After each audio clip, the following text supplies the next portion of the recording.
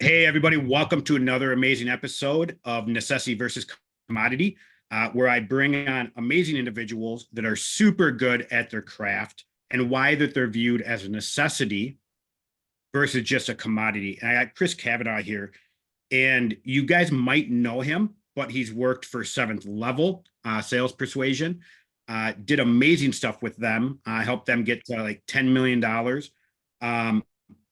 And multiple other people in the industry as well, people that are generating 300, 400, $500,000 a month. What he did for them was actually setting and management. Now he's kind of moved into a role of helping setters achieve amazing results. He himself has brought in well over 1.5 million, how to network, how to build their skill, how to find right offers, what good offers look like for each individual, because that is a very different thing. So Chris and I are going to have an amazing conversation, a lot of things about the industry when it comes down to marketing, offers, online businesses, the role of a setter, SDR, closers, and kind of everything. And so we're going to kind of just open the floor up, Chris. So welcome to have you, man. I've known you for a long time because of Seventh Level. I went through their training years ago. I followed Matt Ryder for a long time, ended up there. You know, we've all kind of run in the same circles. So it's a privilege having you on because your skill set's amazing. So, Thank you. talking about being a setter, let's just talk about that piece because in the industry, I feel like setters were often looked at like literally just a commodity. Like, hey, it's just someone that just kind of calls some leads or DM Yeah. some random messages, a bunch of garbage, and people hate the crappy message on social media. So Yeah. let's talk about what truly a good setter actually looks like. Yeah. The definition of a good setter in my mind is someone that's flexible, agile, and has the ability to do many different jobs. A little bit of experience like from me. Whenever I was working at Seventh Level, I had the opportunity to be Jeremy's first real full-time DM setter. And what allowed me to rise the ranks, but also what I coach clients on how to do the same is not just be an appointment setter, be someone that can solve problems in multiple areas of business. I would not be anywhere where I am today if I didn't go above and beyond in that regard. Now, whenever people in this space, they're especially starting as an appointment setter or they're hiring appointment setters, they typically have that bad taste in their mouth because the churn rate on appointment setters is excessively high. People that are appointment setters, they're just there to make money quick. They're just there to rise up into another role. So it's very normal to feel these ways. Can What we I'm stop there real quick? Yeah. You know, talking about the high turnover rate, and you brought up a second piece of like they're just there to move on. Mhm. Uh, I think there's multiple different reasons for the high turnover rate. Like you said, like some setters just take the role with the understanding and promise, hey, we're going to move you to a closer role, Yes. right? And so that's one piece of the puzzle. But another, let's talk about the ugly side of why the setter turnover rate is so awful for some Right. leaders or some businesses why they can't find a good setter. Right. What's your take on that? Right. So a lot of it isn't necessarily the setter's fault. Because this online space has blown up in the past 4 years, especially since COVID, it's created an environment where it's so easy to get an opportunity to land a sales position or start your own business because everyone has access to capital. The market's changing a little bit, but that's how it was for a long time.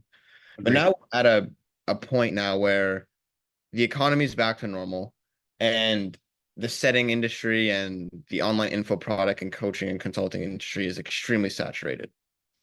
So a lot of what has to do with with the high turnover in setters is actually because the businesses aren't up to par and they don't have a high standards and they don't have the right processes and right systems to actually have a setter be in there and consistently perform and not be churned over or not quit.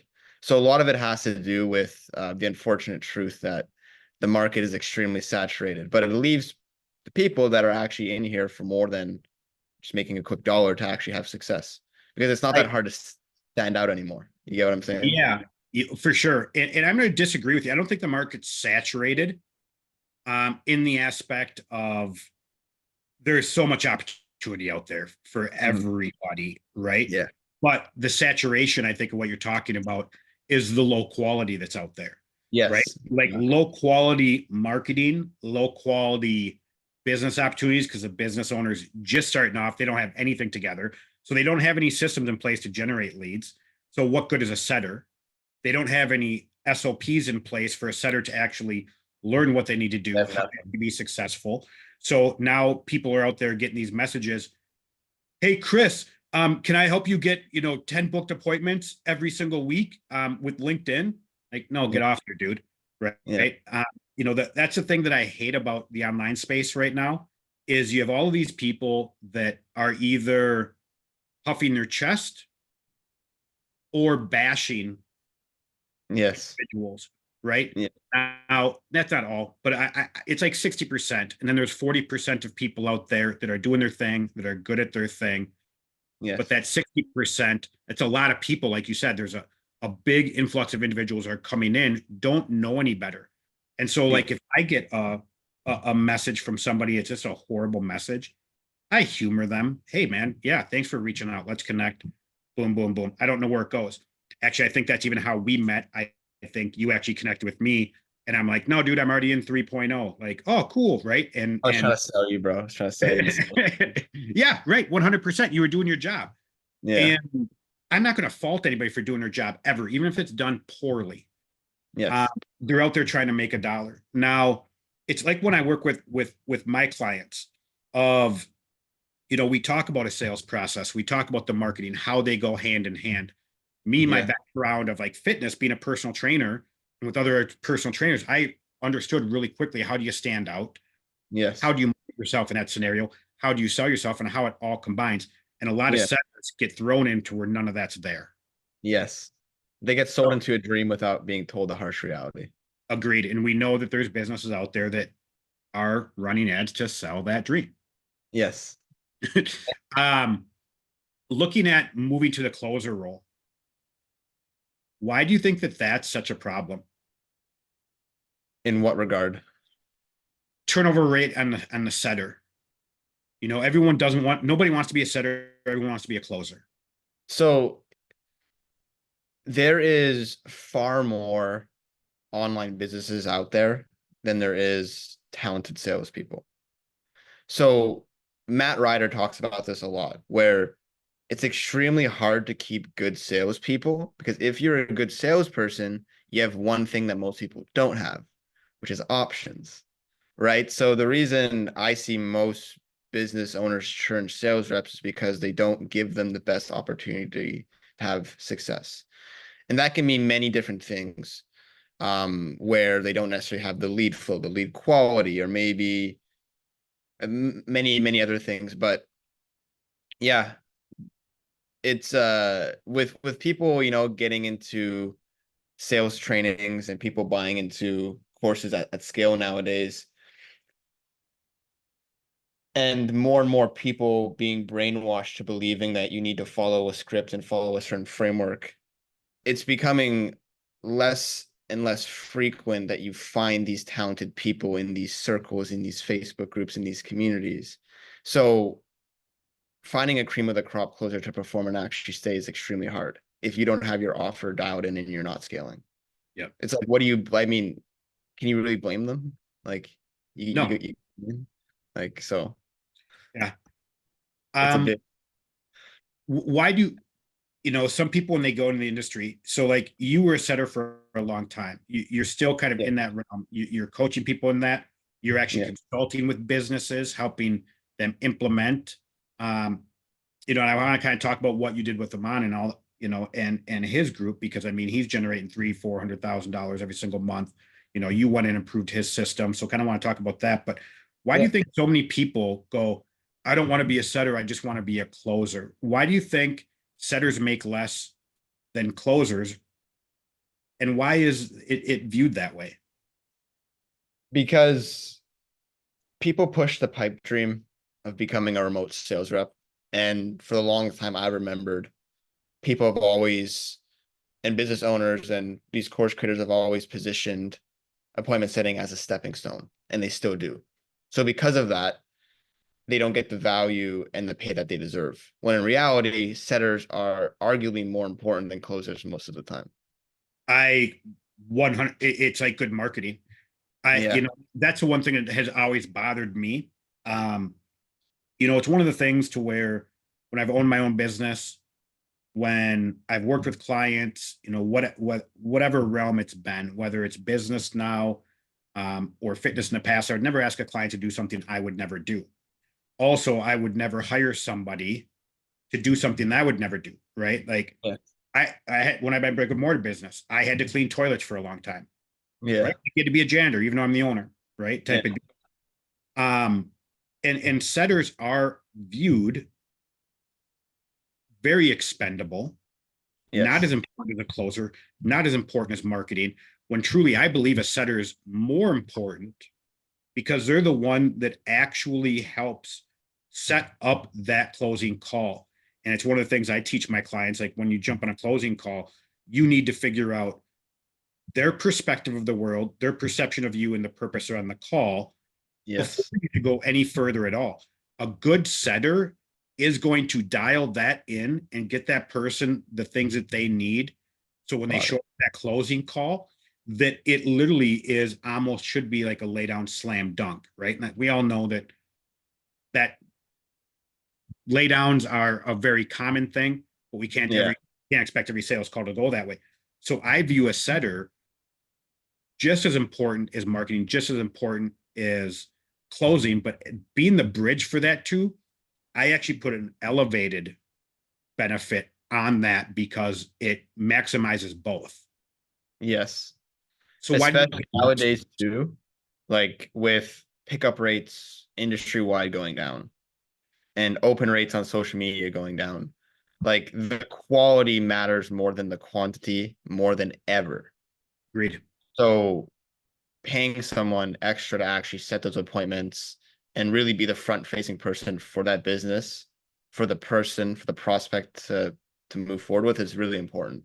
Like whenever I was in seventh level, like there were certain setters and in other companies that just absolutely dominated. And the reason why they would get so many sets closed wasn't because the salesperson was extremely good, because in most cases they necessarily weren't. But the setter was so good at priming the person to be prepared for the call, for them to like have a high level overview of what you do, the problems that you solve, why you solve them, the goals. That can all be done in a 10, 15-minute conversation. If Yeah. you're if you're skilled, and it's by far the most important conversation because that's where you get sold. It's not on the sales call. Agreed. And if they're not sold, it's the same thing. Like when I'm teaching like marketing to a client of like what step of the buyer process is this individual? Is this someone that's a wrong person, wrong place? Or is this someone that knows they have a major problem, knows you solve it, they know you're the solution, and they're just Yeah. trying to dot some I's, cross some T's to make Yeah. it work, right? And a setter takes that person and sets them up to that. So now when the closer gets them, it's that type of conversation, and it's a way easier conversation, way more straightforward conversation. It can take a sales call from 60 minutes down to 30 minutes. Yeah. So it's saving time. It's producing more. And you brought up the pickup rates. We're seeing that not just pickup rates, ad costs are going up.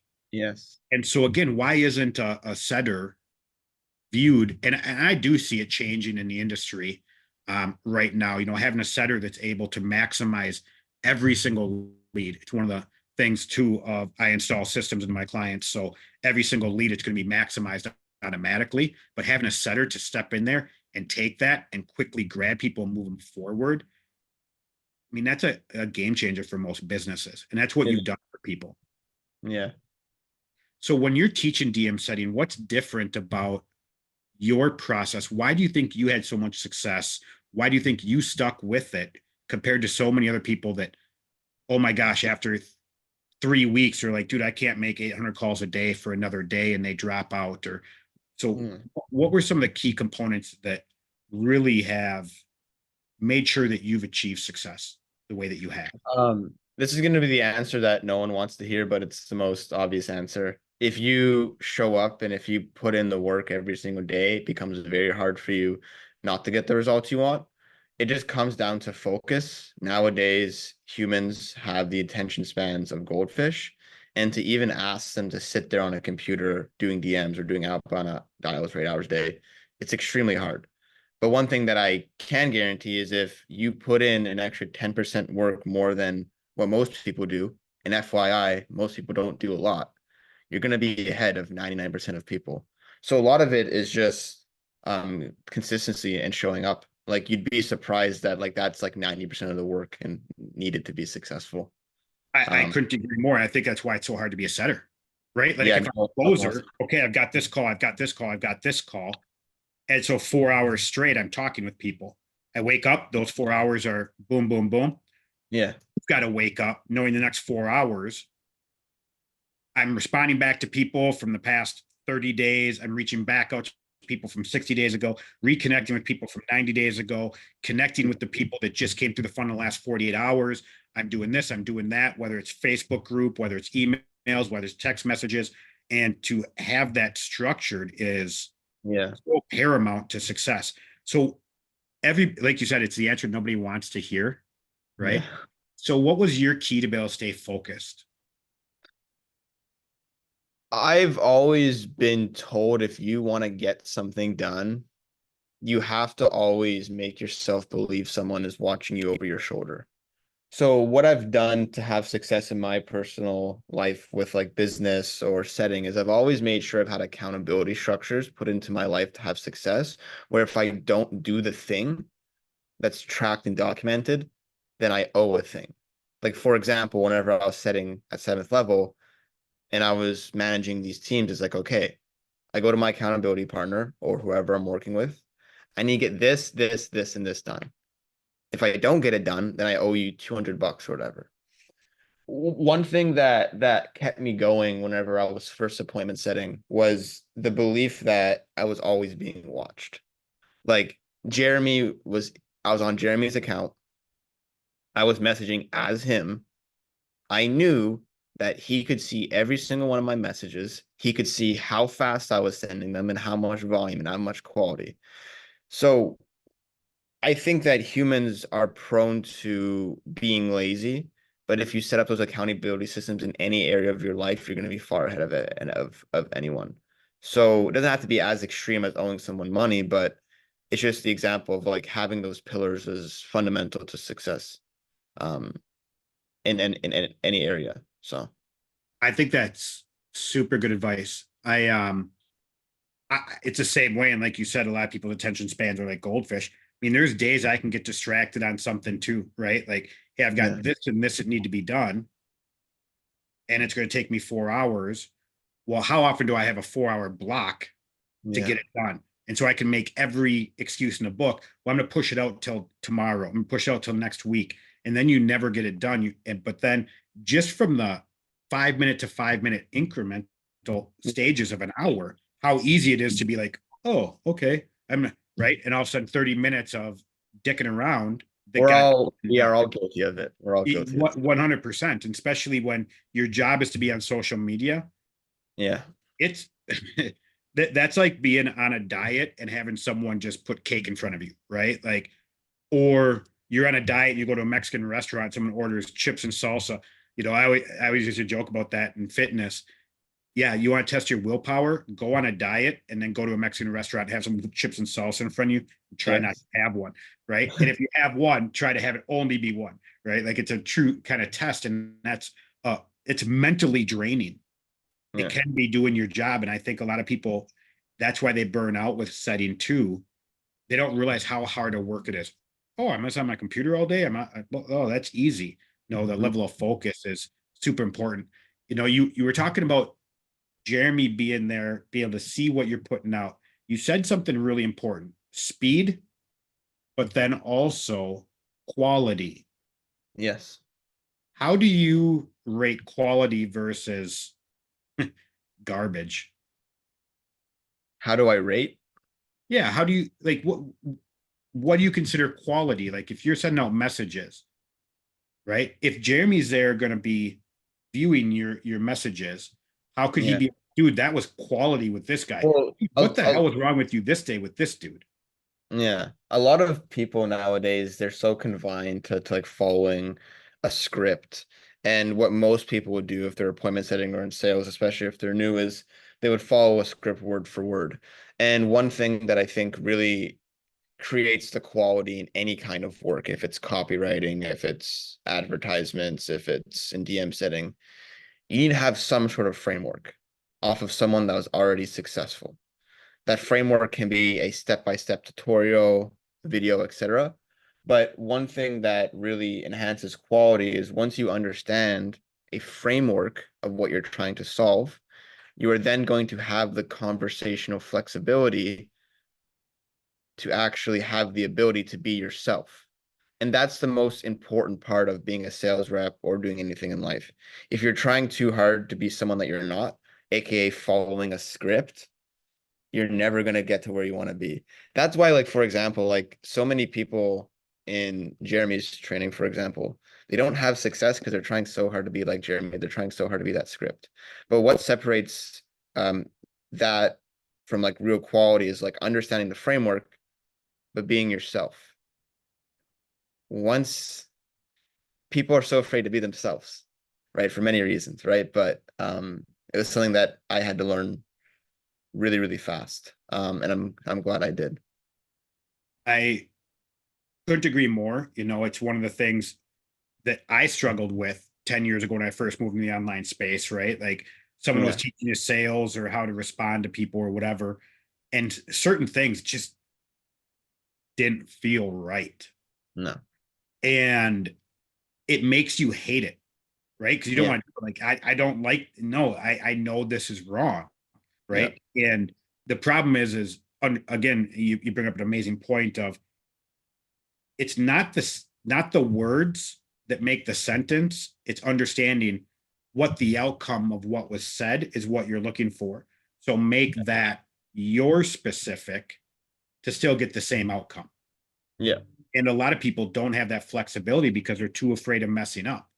Yeah. You got to understand why you're asking the questions that you ask. Yeah. It's the most important part. Couldn't Because agree again, more. you can give someone an analogy, but if you don't understand why you're giving someone that analogy and that thought process, then it's going to do you no good. Like, for example, like objection handling. You know this just as well as me. It's like it's not necessarily like the words you're saying, but it's the point you're trying to get across to get them out of their own way, right? So it's really important to understand the framework more than the script. Couldn't agree more. So what other accounts have you worked on besides Jeremy? Because you've worked on a bunch, but what's another Oh one yeah. that people would know? So a few the two biggest ones that I've done besides Jeremy is an individual named Nate Barger. So he has a real estate coaching. He has a group of around 400,000 members. He teaches the Burr method. I've been lucky enough to go in there and actually work directly with their manager, building out their SOPs, building out how to optimize their Facebook group, training their sellers, etc. My other main project that I worked on for quite a little bit of time was Iman Ghazi. Now, just for quick context, he's a relatively big online influencer. He has like I think 5 million followers on YouTube. Um, he has a specific offer called Educate, and he's selling online info products for people wanting to start their own agency, get into online sales, or pretty much anything. And my responsibility there was to manage and coach his whole setting team and sales team, optimize their sales processes. Um, I was a copywriter for them. I did a quite a few things. Those are my main two biggest clients besides So, Jeremy. you know, you've worked for some very large, very successful individuals, which speaks volumes to your skill level, right? Um, some of those large companies, it blows my mind. It's the same thing with like when I'm starting with a client, lots of times they're focused on one thing that they feel is a major issue, But then over time of as we keep implementing new things, that they realize kind of long game and what truly a business from a fundamental and a foundational and a framework, really what a 7 and 8 figure business looks like. You don't need to always scale it that high. But looking at these businesses, a lot of those businesses, people would be like, oh, dude, they've got everything. Everything's working perfectly. Everything's great. Like, oh my gosh, they had you come in and actually fixing stuff, putting in new processes. What major issues did you often see Yeah. that were major bottlenecks? Because those things are like 10 to 20% difference in revenue, if not more sometimes. When you're talking $1 million, $200,000 is a lot. When you're Yeah. talking $20,000, $2,000 is a lot to that individual. It's the same amount, and that's a game changer for a business. So, what were some of the major issues that would blow your mind? Like, how would you guys get this far? So This issue going on? yeah. So a lot of people that are newer to this space, they have this perception of, okay, there's this influencer, there's this business, and they have a good website and they have a good VSL and they have a good channel on YouTube. Therefore, they must have everything figured out and they must have things in the best position for them to have success. And this isn't to bash on anyone I've worked with. Like, I'm extremely grateful for working with probably over 20 plus clients at this point, coaching hundreds of appointment setters. What I've realized is that nobody has any idea what they're doing. And what I mean by that is because this space is so new and it's evolving so fast that there's so many key problems and key characteristics and things you need to learn in business to have success in this online space. Yep. So what I've like my biggest thing is I've realized has destroyed my limiting beliefs is that these people that you see that you know, like, and trust, they are mortal. They have problems just like you. And if you take 10 to 15 minutes to go inside of their businesses or look at their website or go into their profiles, I guarantee you are going to find a problem that is preventing them from scaling. How I got working with Iman Ghazi was identifying that exact thing. Yep. I opted into his funnels. I was getting texts and calls from his sales reps trying to sell me the stuff. And I was like, interesting. So what I did was I went onto Iman's page on Instagram. I saw everyone that he was following. I saw all of his sales reps. I followed all of his sales reps. Luckily enough, because Jeremy follows me on Instagram, some sales reps followed me back. I said, hey, man, I've been looking at Educate. I like it a lot, whatever.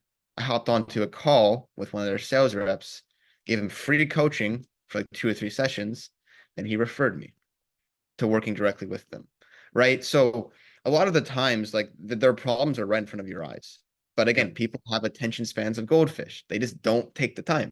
But Yep. like, yeah, like no one knows what they're doing, and that's okay.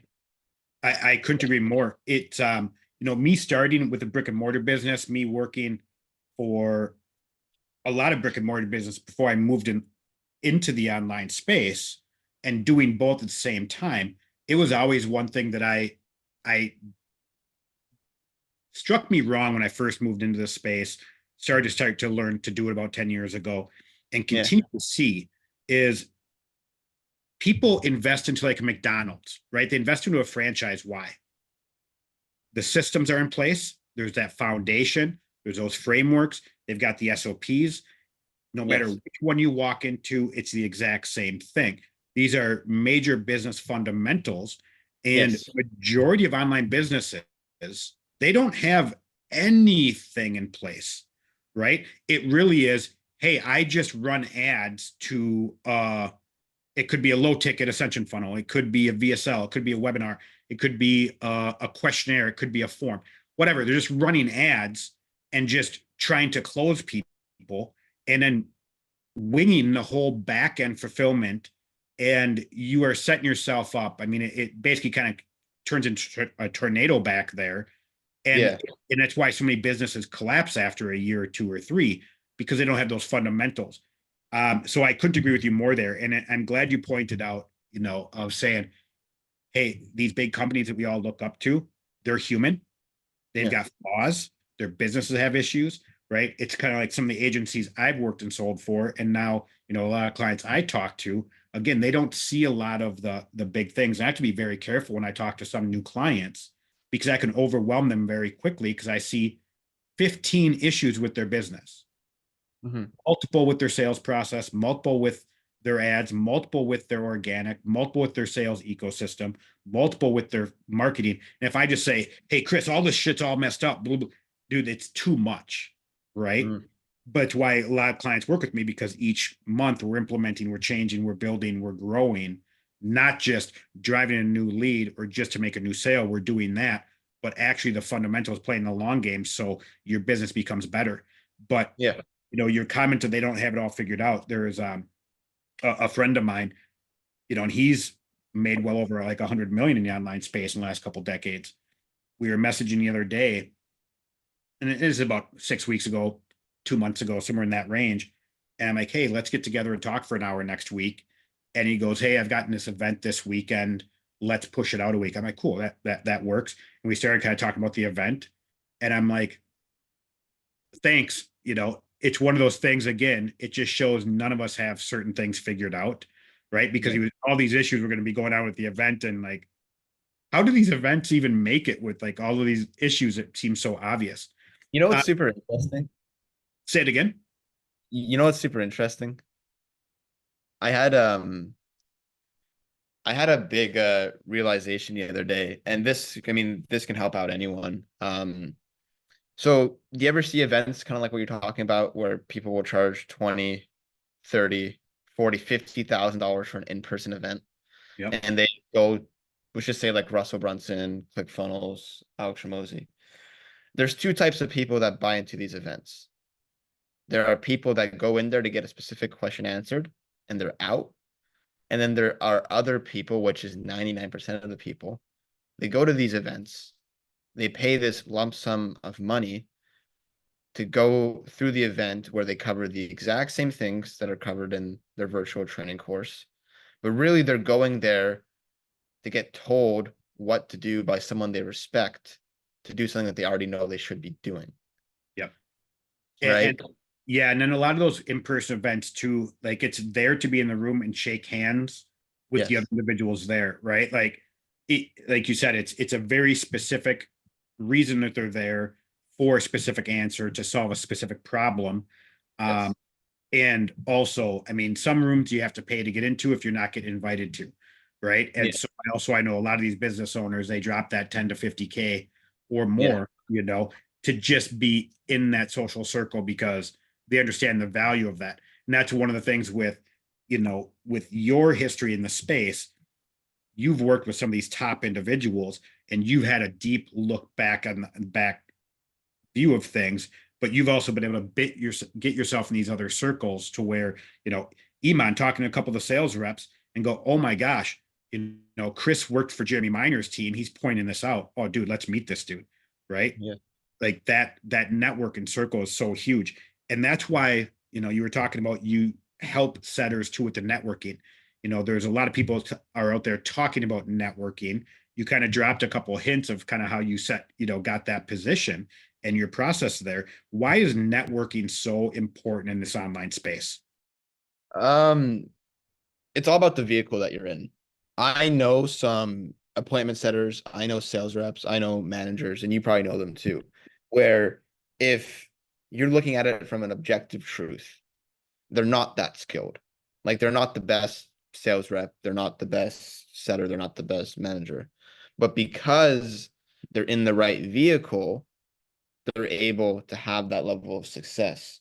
So with this being said, like me coming out of like school and not having any experience, like I knew absolutely nothing before getting into this online space, but because I was in the right vehicle, I had these opportunities, right? So I feel like a crucial mistake most people make is they focus so much on looking for job opportunities in communities and applying for different roles, but what they should be doing is give value and ask for anything and don't ask for anything in return. because being transparent with you, it took me 8 months before I made a single cent online.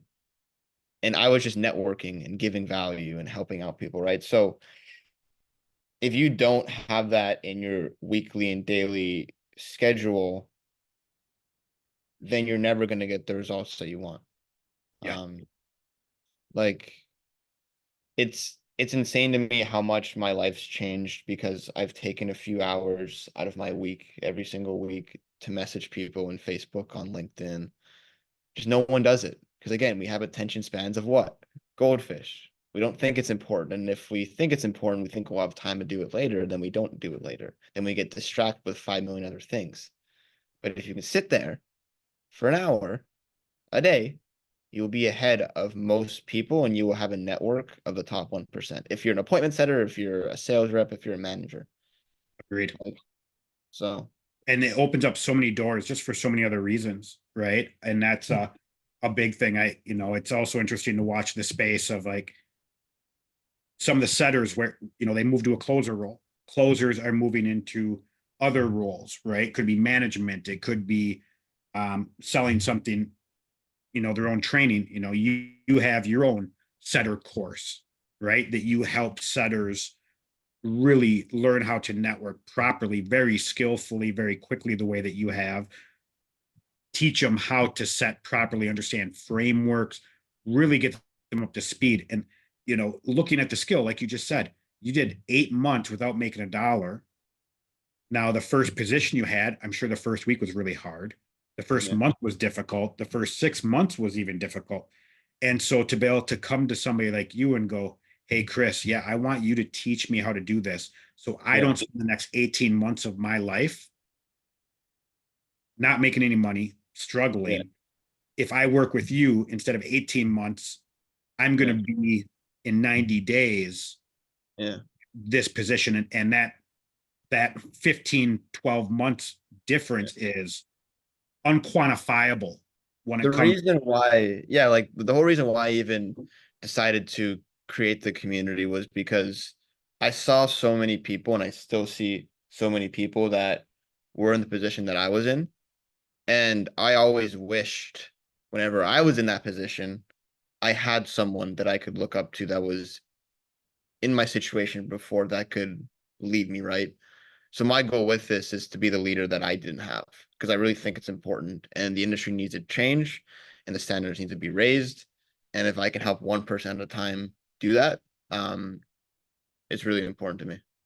Yeah, And I mean, I think it's really important for everyone.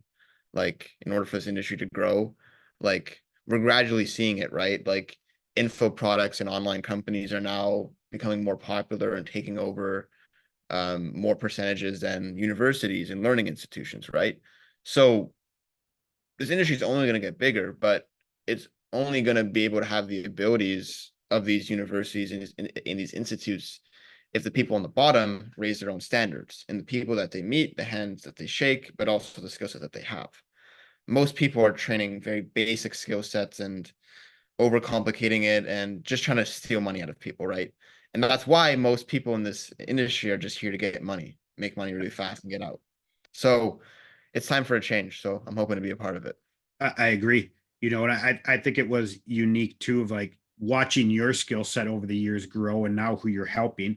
It's the same thing. If I go back to when I moved in the online space 10 years ago, the amount of lessons, amount of knowledge, I think it was really interesting. You got a job working for somebody that has 5 million followers and is that successful. They're making millions a year. It was kind of a couple of years back.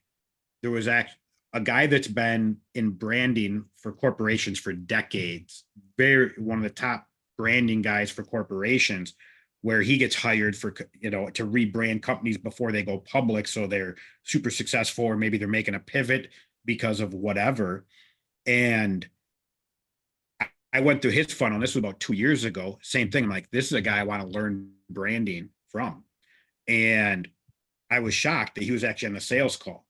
And his webinar, professionally done, beautifully shot, like just amazing, right? And basically his experience sold me. When I hopped Yeah. on and talking, and we started talking things, and about 20 minutes into the call, he's like, I'm gonna go off script, so to speak here. I need to ask you some questions. And Yeah. so then we started talking about business and sales, running ads, the foundation, all of these pieces. Well, he ended up hiring me, worked with him for 6 months, did some sales with him, set up some foundations in his business, some structures, um, and also got his course for free. Nice. And that's a one good thing about this industry is you can learn pretty much anything that you want from some of the top people. So growing your network, developing your skill all the way, you're not going to be a setter in 5 years from now, No. right? And what were you growing, and that opportunity, and you work with some of these big companies has given you a unique perspective.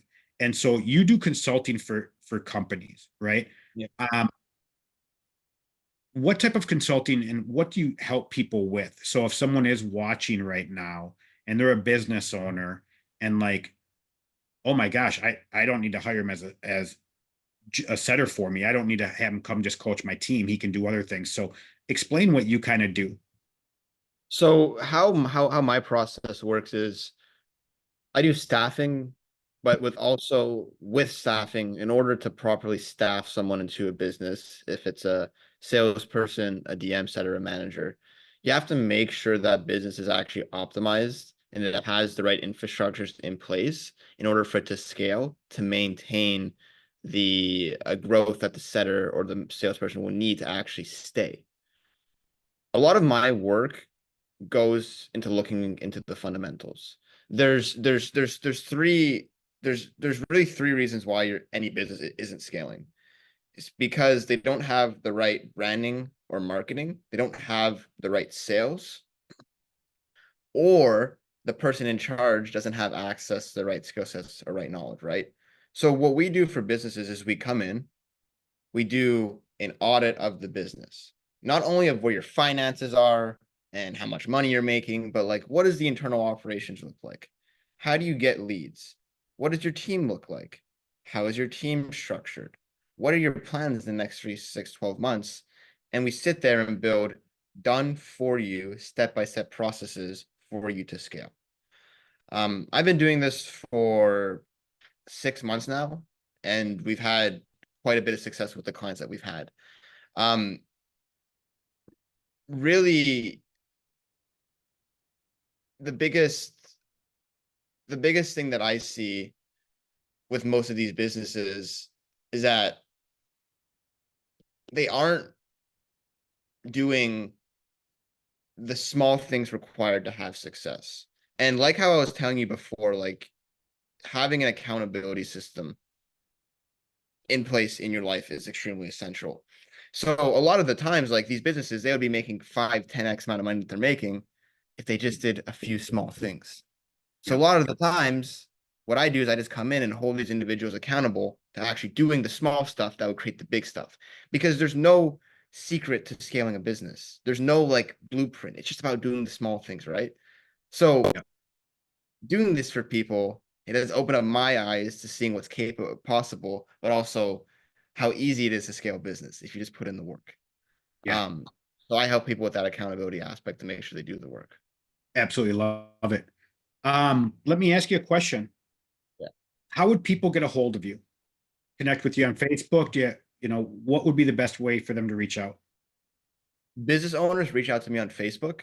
If you're an appointment setter or if you're newer to the online space and you want to learn how to get access to top 1% network and offers, join my school community. Cool. What's the name of the school community so people can find it? It is called Appointment Setting Community. I will drop a link in the chat. Cool. Yeah, and I'll put it in the comment section so people can find you um, very easily. So that won't be hard. I know both of us have a hard stop here today, and I've loved our conversation. What is a piece of advice or motivation or tip that you'd want to leave people with? The future is very bright. There's a lot of negative. I mean, if you're on any kind of social media or if you're doing anything in life, it's very hard not to see negativity in the news and and how the world is changing. But the reality is that the world has been advancing more in the past 10 years and faster than ever in human history. If you look at things, for example, like our iPhones, to 10 years ago. Imagine what our life's going to be and our iPhones are going to be, and think about what AI is going to do for us in the next 5 to 10 years. I feel like we're at a point right now, like we're, as a society and as people in business, we're at a breaking point of massive innovation. And I feel like the people that stick around and are optimistic about the future right now are going to be extremely successful in the future with this next revolution of artificial intelligence and stuff. So my biggest advice is it's easy to be put down by what you see, but just know that the future is very bright. I absolutely love that outlook. That's a really beautiful way to end the podcast because I couldn't agree more. Yeah. Um, we're at a major, I think that you're so spot on. It's no different than the early 1900s and moving to the steel age, right? Off the farm into the cities. We're in the same thing. And there's so much opportunity. And just like back then in the Great Depression, more millionaires were made during that time. And actually, I saw Mark Cuban actually just posted the other day. He said the first trillionaires are gonna be made in the next few years because of all the innovations coming up. And I couldn't agree. And that's again, there's a bunch of abundance out there. And not that you need to make $1 million a month if that's not your goal, but you can be super successful in life, in business, in the online space. It just learning how to do it and getting somebody like a Chris to come in and help you learn how to set better to achieve that, because human aspect, even though a lot of AI is out there, having somebody teach you to be a human is going to be even more important as AI takes over. So, Chris, appreciate you being on today. Absolutely loved our conversation. I look forward to having you on again at some point. And everybody, again, check the comment section below. There'll be links to reach out and connect with him. See if there's a good fit for your business or for you wanting to learn the skill set of setting. So, thanks again, Chris. We'll talk to you soon. Thank you.